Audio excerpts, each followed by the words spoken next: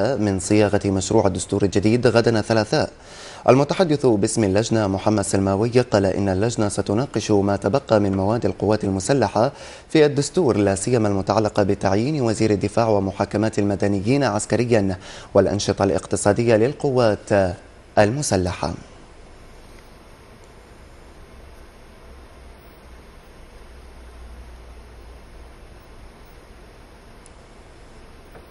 اختل مسلحون مجهولون مسؤول ملف جماعة الإخوان المسلمين في قطاع الأمن الوطني بوزارة الداخلية المصرية في القاهرة.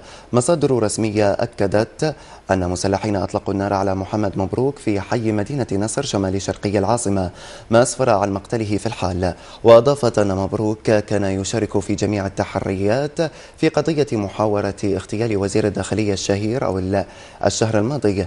إلى ذلك أصيب 3 جنود مصريين بجروح إثر انفجار عبوة ناسفة في مدينة الشيخ زويد في سيناء.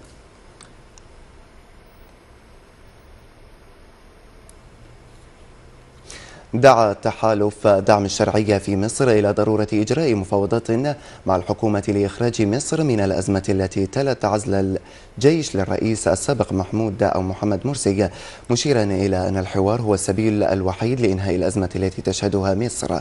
المزيد من التفصيلات في هذا التقرير.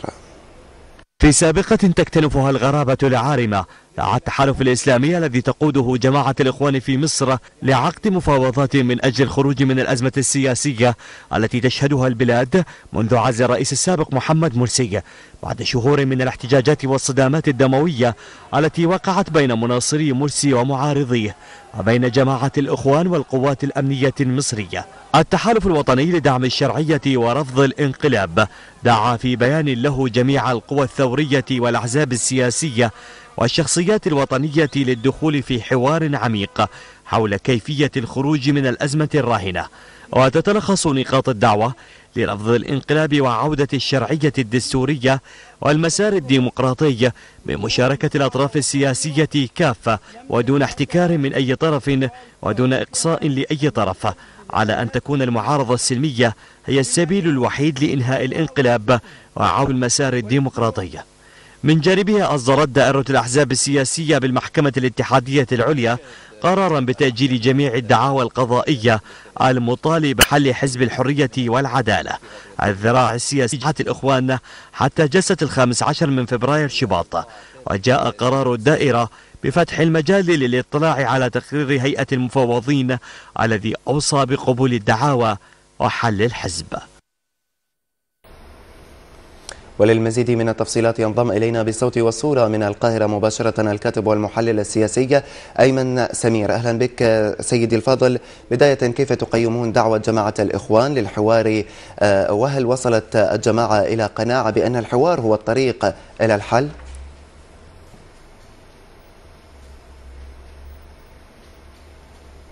بالتأكيد هي دعوة من جانب الإخوان والمتحالفين معها لإجراء حوار سياسي مع كافة القوى السياسية والحكومة المصرية. هي بداية طيبة من جانب جماعة الإخوان المسلمين، وتمثل تراجع عن شروط تعتبر تعجيزية في المرحلة الماضية.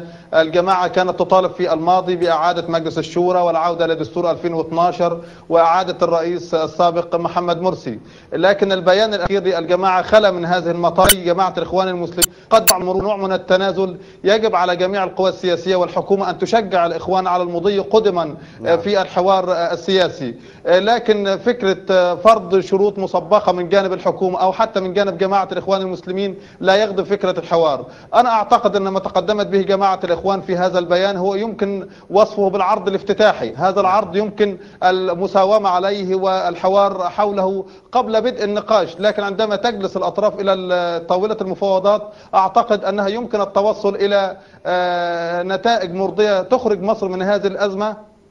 نعم. طيب، الحكومة طالبت جماعة الإخوان بالاعتراف بثورة 30 يونيو قبل البدء بالحوار. برأيك هل يمثل الحوار؟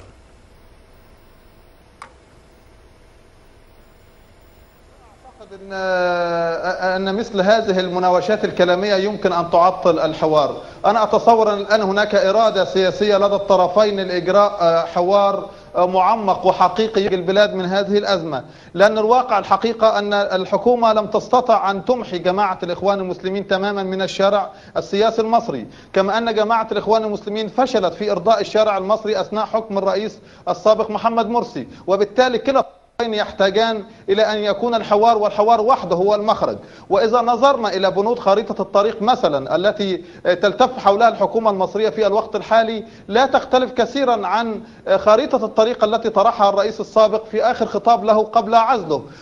فيما عدا عودة الرئيس السابق إلى الحكم، أعتقد أن كل من الحكومة وكل من جماعة الإخوان المسلمون يتفقون على الخطوات المستقبلية، وإجراء استفتاء حقيقي على الدستور، إجراء انتخابات برلمانية، ووصولا انتخابات رئاسية يشارك فيها الجميع دون إقصاء، دون تهميش، دون استثناء أي طرف. في مصر اليوم أعلنت قوات الأمن المصرية اغتيال مسؤول ملف جماعة الإخوان في قطاع الأمن الوطني.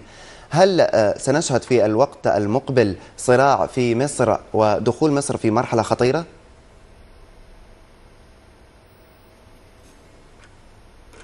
أنا أعتقد أن مثل هذه الحادثة تمثل تحول خطير للغاية. عندما حدثت محاولة اغتيال وزير الداخلية كانت هذه البداية. الجميع توقع أن تدخل مصر في مرحلة التفجيرات المفخخة واغتيال الشخصيات سواء السياسية والأمنية. كنا نتمنى ألا نصل إلى هذه المرحلة، لكن وقوع مثل هذه الحوادث يؤكد ضرورة العودة إلى طاولة المفاوضات، ضرورة الجلوس معا للخروج من الأزمة الحالية، خاصة أن دعوة جماعة الإخوان المسلمين للحوار اشترطت من جانبهم أن الذين سوف يشاركوا في الحوار يجب أن تكون معارضتهم معارضة سلمية، وهذا يتفق الآن مع أهداف الدولة المصرية. نعم. طيب، أيمن سمير الكاتب والمحلل السياسي كان معنا مباشرة عبر الأقمار الاصطناعية من مصر، شكرا لانضمامك إلينا.